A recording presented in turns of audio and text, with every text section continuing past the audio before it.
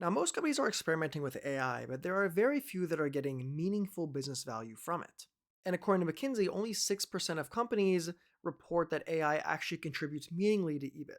So the question is, what are those high performing companies really doing differently with AI compared to everybody else? Now, at a high level, it does come down to just how AI is positioned and also operationalized in the business. So let's break down what some of the key decisions the high performers make, and then what are some of the best practices that we can learn for our own AI initiatives. Now, first, these high performing companies are very ambitious when it comes to AI, and they treat it more as a full transformation tool. And this starts even before they do any deployments or start buying software. It really starts with the objectives that they actually set in the company. Now, everybody talks about efficiency such as automating tasks or cutting expenses, but the high performers, they do all of that, and they also look at growth opportunities and how to revolutionize the business model currently. And these additional goals actually lead to a different kind of behavior. Now, McKinsey shows that high performers are 3 times more likely to actually redesign full enterprise workflows. And redesigning full end to end workflows is actually one of the largest predictors in gaining real economic value on your AI use cases. Now, another difference is how far they actually push AI into production. Especially for new technology like AI agents, they're actually 3 times more likely to deploy them as well in their company. But in general, AI performers are utilizing AI across multiple different business functions, typically simultaneously. Now, there's a lot in this report that we can review, but instead, I actually want to shift gears to look at some of the best practices they deploy so we can learn for our own initiatives. Now, one that stands out immediately is human in the loop. And I was actually very surprised the difference between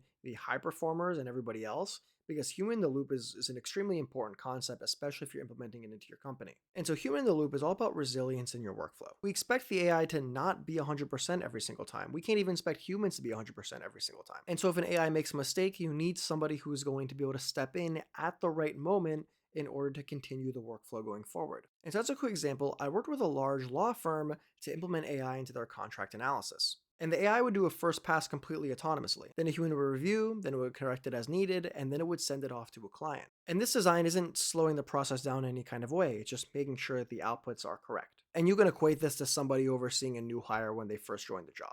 Now, on the technology side, high performers are typically investing in the latest and greatest. As we discussed before, they're implementing AI agents, but there's more to that than just the actual AI itself. See, when you do production use cases, it's making sure that the system is able to scale effectively and cost efficiently.